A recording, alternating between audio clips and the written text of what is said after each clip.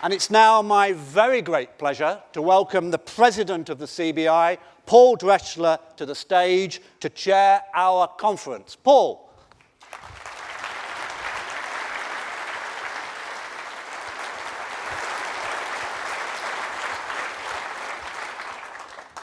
Ladies and gentlemen, good morning, and may I add my welcome to all of you. I'm delighted to welcome back the Prime Minister who's been here at every conference since 2010 and before. Please, a very, very warm welcome for the Prime Minister, a leader of the Conservative Party, David Cameron. Thank you.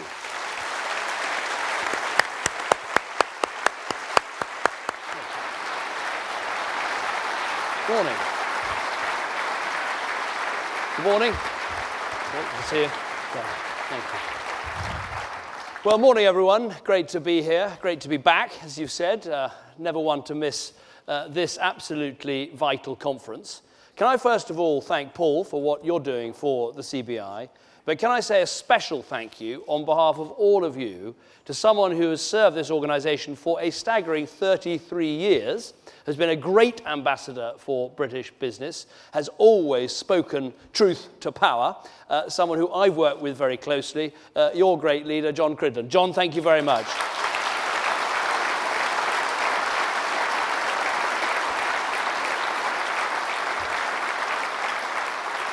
And let me welcome Caroline Fairbairn. I think it's great that the CBI is going to tap into some strong female leadership, about time, and a great welcome to her. I'm sure she'll do a brilliant job. Can I welcome what you're saying this morning about global ambition? I think that is absolutely right for Britain, not least in a week when we welcome the Indian Prime Minister, having recently welcomed the Chinese President. And John, can I also welcome what you say about a scoring Britain? As an Aston Villa fan, this is something very close to my heart. Scoring would be a very good idea. Now, think about what to speak about today. I went back to what I said to you in 2010, when I stood on a stage just like this, and I said I wanted the next 5 years to be amongst the most dynamic and enterprising in Britain's history. Now, I'm not standing here and claiming we've solved all of Britain's economic problems, but we are in an immensely stronger position today than we were 5 years ago. You can see that in the 900,000 more businesses that are operating in Britain. You can see it in the fact that we employ 2 million more people. But I also think these have been years where the entrepreneurial spirit has really got going again in Britain. I'm not going to dazzle you with statistics, but it is notable that we've got unicorns. Now, you might think, what the hell are unicorns? I did when I first read this statistic, but a unicorn is a startup business that's already reached £1 billion in value. 4 out of 10 unicorns in Europe are based here in Britain. Businesses like Shazam, like Just Eat, like ASOS. You can see it in the fact that compared with 2010, venture capital is investing 10 times more in Britain than it did 5 years ago. You can see it in the fact that in the last 5 years, 191 new companies have decided to headquarter here in Britain, far more than any other country in Europe. These have been years of enterprise. Go to Tech City. It is an extraordinary thing that just 5 years ago, there were 250 businesses in Tech City. There are now over 3,000. It is Europe's tech hub. So I think these have been years of enterprise. They are years of dynamism, but we've got so much more to do. So what I want to do this morning is briefly say where I think we are, identify what the next challenges for us to tackle together are, and then mention 2 of the biggest challenges, the deficit and Europe. And then I'll very happily take your questions. Now, in terms of where we are, we've got to this position of a stronger economy, a deficit down by half, the fastest growth in the G7. We've done it through partnership. You were very clear about what you wanted from government. You wanted lower taxes, and we've cut our corporate taxes to the lowest in the G20, and we're now heading for an 18% corporation tax. You said you wanted regulation lifted off business. We've taken £10 billion of regulation off business, and our rules on regulation, if any minister of mine wants to introduce a regulation, they have to cut 2 regulations. That, I think, is working well. You said you wanted planning reformed, and we replaced thousands of pages of planning guidance with just 50 key pages so that Britain starts building again. You said you wanted infrastructure prioritized. Now, we haven't solved all our infrastructure problems by any manner of means, but we're just about to complete the biggest infrastructure project anywhere in Europe under this capital city in Crossrail. We've given the green light to HS2, and we've set up not just an infrastructure plan, but now a cross-party, all-party, non-political infrastructure commission to make sure we build what we need for our future. Now, we haven't managed to achieve all of the things I would like to, but under those key issues, taxes, infrastructure, red tape, planning, skills. In the last Parliament, we trained 2 million apprentices, so we're beginning to deal with Britain's skills deficit. So I think we have come a long way, but we've come a long way based on partnership. And I hope that this organization, under its new leadership, will continue to work with us. We want to be the most business-friendly, the most enterprise-friendly government anywhere in Europe. That is the goal, so help us to achieve that. One of the ways we can measure progress is through that international definition of the best place in the world to do business, and we've just moved to sixth out of the entire globe. This is the 6th best place anywhere in the world to start and to run a business. So, first point, keep working with us to deliver that. Second thing, what do we need to do next? Well, I would say the problems that remain, we're still not exporting enough, we still don't have a balanced enough economy, and we've got a particular issue with some of our infrastructure, including broadband. So let me say some of the things I think I need to focus on, and dare I say it, some of the things I hope that you will focus on. In terms of our focus in government, you're going to see a real drive to help more of you export.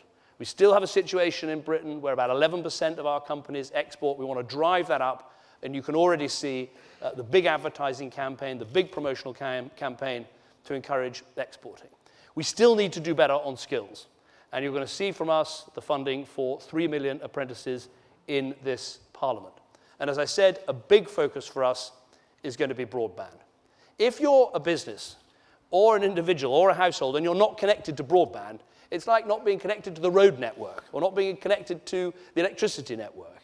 And so today I can say what we're going to do next. We've taken this country from 2010, about 45% of homes passed, to now 83% of homes passed. We're on track to get to 95% of homes passed in 2017. But one of the ways we're going to get to that next step and go beyond it is to treat broadband in the same way that we treat telephony, in the same way we treat electricity, which is to have a universal service obligation. We're going to consult with Ofcom about how best to deliver it, but I'm absolutely determined that that minimum guarantee of 10 megabits a second for every household, that should be delivered through a universal service guarantee. And that is going to be a major focus for us in the months ahead. So for us, a focus on exports, a focus on skills, a focus on broadband, and crucially, a focus on devolution. Our economy is more balanced than it was. We've seen unemployment fall in every region. We've actually seen exports and manufacturing grow faster outside London and the southeast than inside it, but there's much more we can do. And I'd really encourage you to work with us with this devolution revolution that is taking place, where we devolve the uniform business rate to local authorities. This is going to be one of the biggest changes in the way we run our country in years, because in future, local councils will want to attract your businesses to set up in their area. Today, they have very little interest in doing that. In future, if you invest in an area, they will keep the money. And reconnecting economic development to politics in local areas, I think, will make a very big change. Now, in terms of the things I hope that you will focus on, and challenges, if you like, that I've thrown out to you, and I know they're not always easy, let me mention a couple. First of all, we've got the national living wage. Now, I know this is a challenge for business, but I absolutely think it is the right challenge. We've got to move towards an economy where we have lower taxes, higher pay, and lower welfare. It makes no sense to have an economy where we take money away from people in taxes, give it back to them in ever more complicated benefits, instead of having an economy where we pay people properly, don't take their money in taxes, and encourage enterprise and work. So please work with us on the national living wage. Second thing is, please work with us on the skills agenda. I know it is going to be a challenge, the apprenticeship levy, but we all know we need a more highly skilled economy. The government can play its part, not least through school reform, and you're going to hear from Nicky Morgan this afternoon. But we need you to play your part through funding this apprenticeship levy and making sure we are one of the leaders in Europe when it comes to skills and not one of the followers. Let me just mention finally, as I said I would, one more thing I'm asking from you. So a bit of a shopping list, national living wage, apprenticeship levy. One more thing I really want to ask from you is to work with us on this agenda of fighting discrimination and promoting equality. Everyone in this room believes in opportunity. Everyone in this room believes you should be able to rise as high as your talents allow you. But we have to admit that for some people, that opportunity is blocked because of where they come from or the color of their skin or the circumstances that they were born into. We need to crack that together. And what I said at the party conference about name-blind application, which is going to take part in our universities and also take part in, for instance, our civil service, please, the more of you that can work with that, I think the better. We want to build a country where we really access the talent of everybody and no one is held back. Let me finally mention perhaps the two biggest challenges of all that we face in our country in the coming 5 years. I think we're in a strong position. The economy is growing, unemployment's been coming down, business is thriving. All over the world, people can see this is a very enterprising place to come and invest. So here are the two big challenges we've got to solve. First of all, we still haven't finished the work on the deficit. It's come down by a half, soon to be down by a third, but we've got to finish the job. Now, some people, when they look at what we're doing, they say, of course, I understand you've got to live within your means. I understand you have to reduce the deficit. But why are you targeting a surplus? Let me just tell you briefly why I think it is so important. By 2019, this country would have been growing for 9 or 10 years. And if at the end of 9 or 10 years' growth, you're not putting aside money for a rainy day, you're not paying down your debt to GDP ratio, then when are you going to do that? And to me, one of the most important things that a government can deliver is long-term economic security and stability. We're going to have a debate in a minute. If you wait for a second, you can ask me a question rather than interrupting what's a very good conference. Come on. Come on, guys. If you sit down now, you can ask me a question rather than making fools of yourself by just standing up and protesting.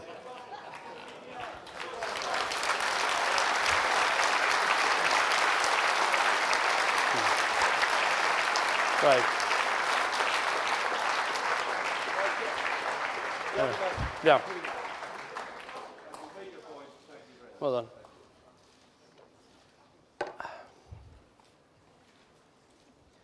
Even I can remember that script without any notes. Thanks, guys. Right. Final 2 points, deficit in Europe. So on the deficit, it is important we get to a surplus. We need to reduce our debt to GDP ratio so we're strong and secure. Why does that matter so much? I tell you why, because I don't stand on a stage like this and tell you that I've abolished boom and bust. There may be rainy days ahead. No one can tell. And as Prime Minister, as an economy, we should be thinking, how do we cope with those rainy days? How do we give ourselves the capacity to be able to respond with a strong and robust set of public finances? So I would say work with us, help us to explain why in some years it's important to run a surplus. Final challenge, Europe. And obviously this is going to be a huge question for our country in the year ahead and until we have that referendum. Now, I'm not going to lay out all the arguments for you today, not least because I've got a very big speech tomorrow and I don't want to preempt myself, as it were. But I just want to say this. First of all, the negotiation that I'm engaged in, that is really starting with this letter that I'm sending Donald Tusk, the Council President, tomorrow, I think is absolutely vital for the future of our country. I'm not satisfied with the status quo we've got in Europe. And the things I want fixed, whether it's making a more competitive Europe, whether it's making sure we're out of an ever closer union, whether it's making sure there's proper fairness between those in the Eurozone and those out of the Eurozone, as John Cridland said a moment ago, or whether it's reducing the pressures that we face through immigration. These are big and important changes, and I think it's vital that we achieve them. And once I've achieved them, if I can achieve them, you will see me campaigning vigorously for Britain to stay in a reformed Europe. And as I've said, if I can't achieve them, I rule nothing out. Europe needs to change. And I think it's very important we make this argument. And it is a massive challenge for our country. It's a challenge we've got to get right. So while I'm not firing the starting gun on the referendum campaign, what I have done in recent weeks is just to debunk some of the duff arguments that people put around. So last week, I talked about what I think is a very duff argument put about by the Out campaign, which is that it would be easy for Britain to leave Europe and simply sign up to a deal like Norway. I think that would be a bad idea. When you look at the detail of the deal that Norway has, it is not a good deal. They pay more per head into the European Union than we do. They take more migration than we do, and yet they don't have a seat at the table to determine what the rules are. So that's a bad deal. So the people who definitely want to leave, they need to come up with a better argument than let's have a position like Norway. But today I also want to debunk an argument that's sometimes put around by those who say, stay in Europe, come what may. Some people seem to say that really Britain couldn't survive, couldn't do okay outside the European Union. I don't think that is true. Let's be frank, Britain is an amazing country. We've got the 5th biggest economy in the world. We're a top 10 manufacturer. We've got incredibly strong financial services. The world wants to come and do business here. Look at the record of inward investment. Look at the leaders beating a path to our door to come and see what's happening with this great country's economy. The argument isn't whether Britain could survive outside the EU. Of course it could. The argument is, how are we going to be best off? That's the argument that I hope we're going to be making together after this successful negotiation. When it comes to the crucial issues, our prosperity, our national security, of course we could try to look after those things outside the EU, but how will we make ourselves more prosperous and more secure? That's what the argument should be about. And that's what I will throw myself into once I've completed this negotiation. And I hope that British business will back me in this negotiation, because frankly, the status quo isn't good enough for Britain. We need to fix these challenges, fix these problems. That's what the negotiation's about. And then we can throw ourselves headlong into keeping Britain in a reformed Europe. But as we do so, no duff arguments, no pretending that Britain couldn't survive outside the EU. Of course we could. The 5th largest economy in the world, a great economy that is getting stronger and better. So let's argue from that position of strength. The whole campaign should be about how do we make Britain more prosperous, more secure. Those are the questions I ask. I don't have any emotional attachment to the institutions of the European Union, but I have a very strong emotional and practical attachment to asking the simple questions for Britain. How do we have more influence in the world? How do we have more prosperity? How do we have more jobs? How do we do the best for this country we love? To me, that's what it's all about. Thank you.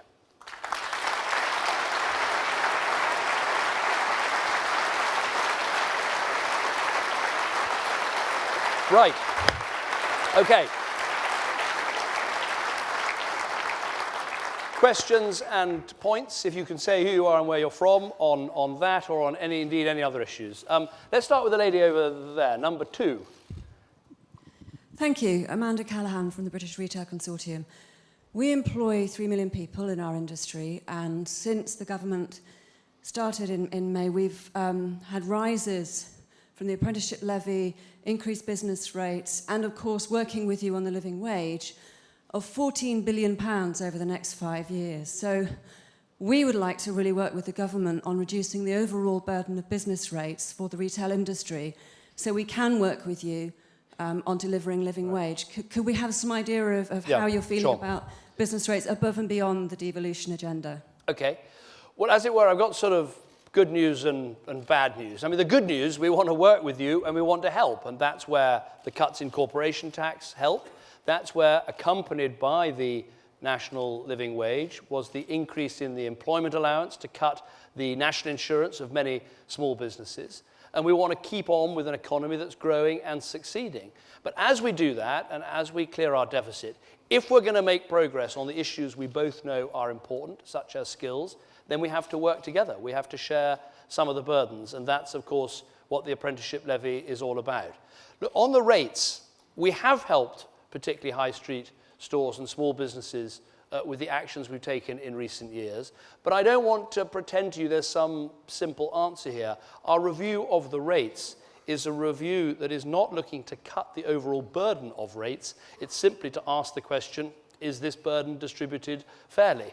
So I can't stand here and promise that we're going to reduce the amount of money that rates rises and magically find the money from somewhere else. It's about asking, do we treat the high street fairly compared with online retailers? Do we treat small businesses fairly with large businesses? It's those sorts of questions that we can ask.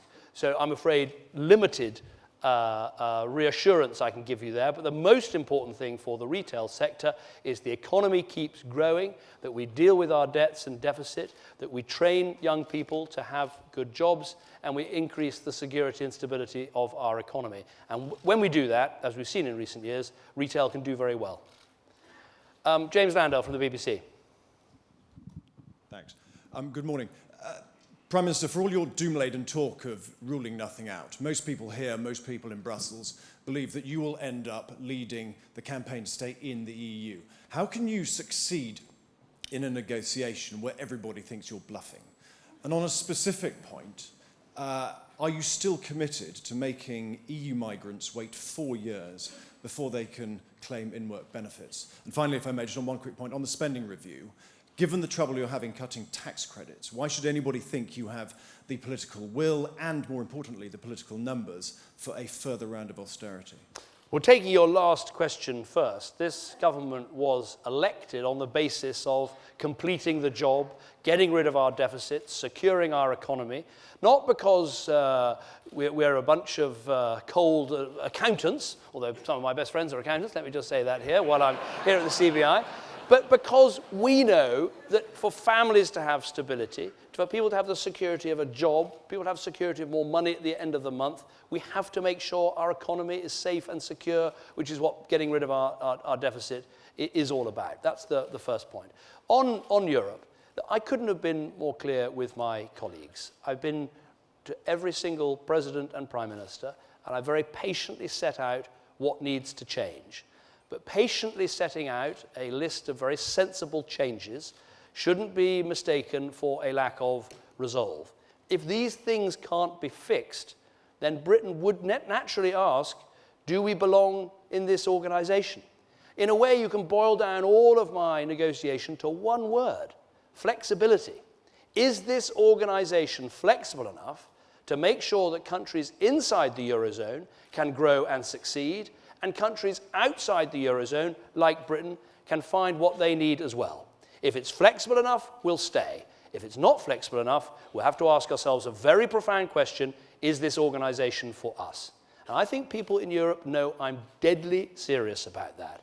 And that's what the negotiation that we'll be launching tomorrow is all about. On the migrant issue, no, we haven't changed our view at all. We believe that what's set out in the manifesto is right for Britain, right for Europe, and needs to change. Let's have number 5 over here. Hi, Gabriel von Drijs from Sungift Energy. It's great to hear that we're now the 6th most attractive country to do business in the world. That's great news. Unfortunately, there's one area where that's not exactly happening. I think for the first time, the UK is no longer in the top 10 Ernst & Young attractive places for renewable energy investment. It seems like sort of since your government took over, we have been pretty much a wholesale assault on all sort of renewable energy and clean energy policies. And I'm just wondering if you're, sort of what we can expect in support in that area, and whether really cost cutting is really the best thing for a secure and clean future. Okay. Well, first of all, let's deal with what's happened in the last few years. Britain today has the largest offshore wind market anywhere in the world. Britain today has the world's first green investment bank. Britain today, since I become Prime Minister, has got another 1 million homes with solar panels on them. So we have been a major investor into renewable technologies. We're going to see onshore and offshore wind provide a really good proportion of our electricity generation. I think we're very proud of the record that we have. But there's something else we need to be very concerned about, and perhaps here, with lots of businesses, large and small, is a good moment to mention it, which is you've got to keep people's bills down. Every subsidy for renewable energy, if we're not careful, ends up on the bill of a small businessman or businesswoman having to pay more for their energy. So this isn't a costless exercise, investing in renewable energy. It does cost, and the cost falls mostly onto small businesses and consumers. So we have to have a balance here. What do we need to secure green, safe, clean energy supplies and a proper balance in our electricity generation? And what do we need to make sure our businesses are competitive? I might get a question later on from the steel industry and the problems they've had dealing with high energy bills. So there's a balance. I think we're getting it right because we've got a very strong green energy sector, but we do need to make sure that we're reducing carbon at the lowest cost rather than piling costs onto the bills of other businesses which are equally valid in the jobs and the growth that they create. Let's have a gentleman here.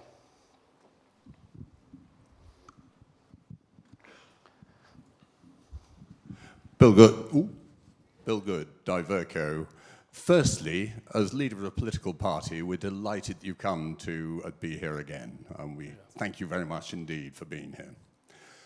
The issue around Europe, a lot of the reforms you're looking for are going to require treaty change. Now, that's going to require all 28 states to agree to it, some of whom are going to have to vote to actually agree to that change. The actual decision that we will be making as a country is going to be before those votes and that's been agreed. How confident are you, if you get those reforms, they will be enacted? Yeah. Or are we reliant on the Irish actually voting for us? Yeah. No, look, what we need to change, some of it does involve changing the treaties. For instance, the point about ever closer union that Britain should be out of, which John Cridland mentioned as well as I mentioned, that will require the treaties to change. And what we need to do is get agreement from the other 27 countries that that's going to happen. And the changes I need across the 4 areas I've mentioned, we need to set out that that is legally binding and irreversible. And that needs to happen before Britain votes. And I'm very confident. It will be difficult, it will be hard, but I'm confident we can achieve that. And one of the reasons I'm confident is some of these changes, like ever closer union, that is something I think Britain feels passionate about. For us, we want to be in a common market, not a common country. For other countries, they may want to go in a different direction. If they want to continue towards an ever closer union, I'm not standing in their way. What I want is a live and let live Europe, a flexible Europe. And so I'm confident we can achieve that, because in the end, this is something that is right for Britain, but not something that stands in the way of other European countries. And again, it comes back to this word flexibility. You know, if you're a member of an organization, if you want some change, it should be flexible enough to deliver that change, particularly when you've got 2 totally different sorts of countries now. You've got one bunch of countries that have the euro as their currency, that need to see deeper integration, that will need to see further changes, and you've got another bunch of countries like Britain, that are outside the euro. In my view, I think will be permanently outside the euro. So we need to make sure we get this flexibility. That's why I've been launching this negotiation very patiently, going to see every single other leader to talk them through the changes that we need. But I'm absolutely confident we can have them set down in a way that is legally binding and irreversible before we have our vote. Let's have gentleman here. Lucian Hudson, the Open University. Prime Minister, you rightly focused on the need for a high-skilled economy. I was just interested in your view on what business and universities can do more to upskill, reskill our workforce, and how government can help. Well, thank you. Look, we are asking a lot of you. I accept that. We've set this target for 3 million apprentices in this Parliament, compared with the 2 million we trained in the last Parliament. And we're introducing the apprenticeship levy to help to pay for that policy. I think it's in both our interests, and I think it's actually in the interests of responsible business who train apprentices and pay forward that money, not to have other businesses that don't spend the money on training but take the apprentices after they've been trained by their competitors. So I think this is in our interests. In terms of universities and colleges, my plea would be to work very closely with us, with business, publish more information about where your students go, what they go on to do, how much money they go on to earn, what their careers look like, because effectively in higher education, we have created more of a market. We ask young people to pay for their university education once they start earning over £21,000 a year.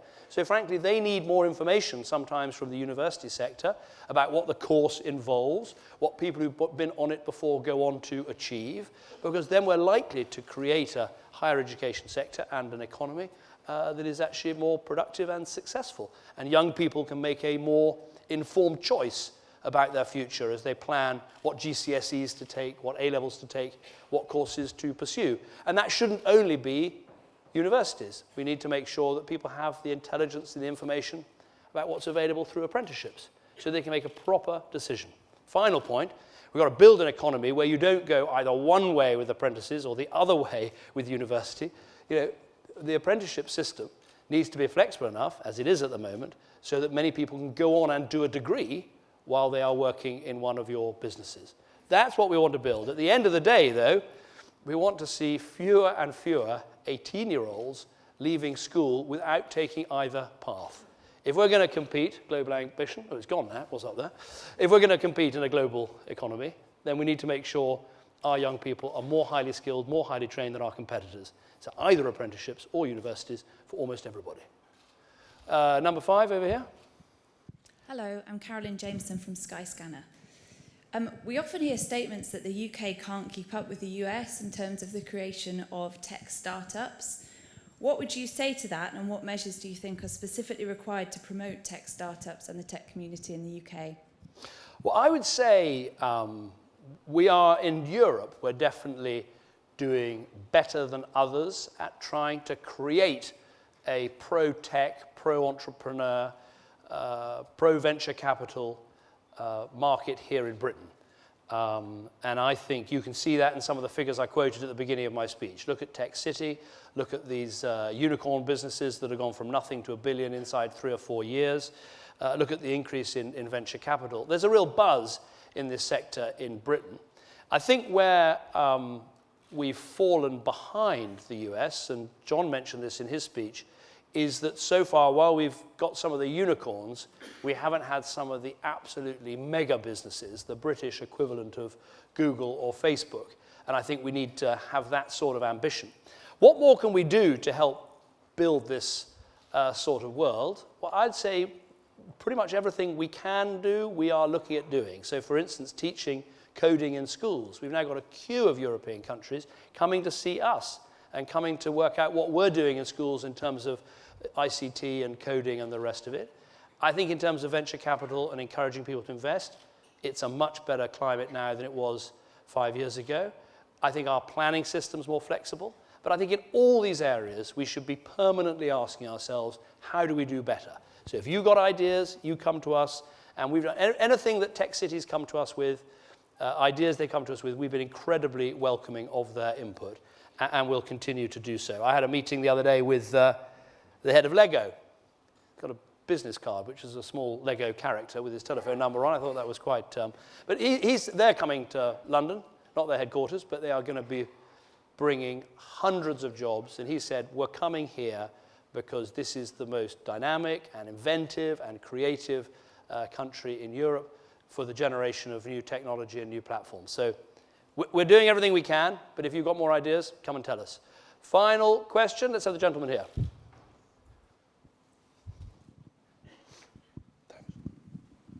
It's Nelson Ogenshagen, the CEO of ACE.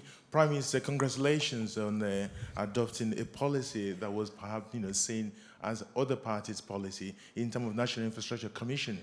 I think last year when we came here, you talked eloquently about the decision within what's happening in the infrastructure sector. We're really pleased that you've made some progress into that. 2 questions I really want to put across. You talked about we need to make UK an export country. And you also talk about the need to make sure that at least, we deal with diversity in the industry. And I've seen you spoken several times on that. On the export side, how do we actually make sure that we can actually encourage more UK companies in construction industry to actually focus on opportunity? Okay. On the diversity side, I've seen you spoken about that. without going for quota, how does our industry change the landscape? Very good point. Thank you. Thank you. Two excellent questions. On infrastructure, obviously we're doing everything we can here domestically. The Infrastructure Commission, I think going ahead with Hinkley Point is very important. Obviously the airport decision I know is important to business. But safeguarding the infrastructure investment, the forward plan, I think is hugely important. For exporting, I think frankly one of the things that has held us back in terms of exporting is issues of, in many countries, is issues of corruption and contracts and all of that. And this, I think, should be a real area of progress for Britain. We're not perfect, but we are a relatively uncorrupt country. We fulfill all our international obligations in terms of the aid that we pay, the 0.7% of our gross national income. So if ever there was a country to lead an anti-corruption drive across the world, I would argue it is Britain. And we're having an anti-corruption conference right here in Britain next year and bringing together some of the businesses, some of the campaigners, some of the countries that have the best records. And I think in areas like construction, that will not only be ethical and right for those countries, but it also will be good business. Because we have such a strong record here, I think we're able to say, do business with us, and it won't just be good business, it will be clean business too. On the issue of how do we encourage diversity without quotas, well, I would say name-blind applications is a classic example, because the evidence is there for all of us to see that people with ethnic-sounding names often don't get the job or don't get the training place, and that can be not because someone is openly discriminating against them, it can be a sort of subconscious discrimination.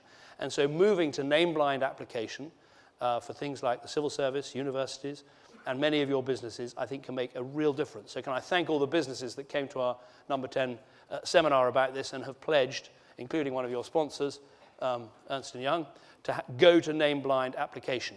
And look, I would just one last plea. This is not some form of political correctness, nor is it simply a question of fighting discrimination. For you, it's about effectiveness. You want the very best people in Britain in your companies. And if you lock out half of them because you're not promoting women properly, or as my wife would say, considerably more than half, you're making a big mistake. And likewise, Britain is, I think, one of the most successful multiracial, multicultural, multi-faith democracies anywhere in the world. And if you lock out people from different ethnicities from your businesses because of either conscious or unconscious discrimination, you're missing out on some of the greatest talent in our country. And so I think this is an issue not just about fairness, it's an issue about effectiveness. And if business takes it up with the passion that I'm speaking about, I think you'll see not only a fairer country, but a much stronger economy too. Thank you very much indeed. Thanks, David. Thank you. Have a great day. Thank you. Thanks, John. Okay, good. Thanks.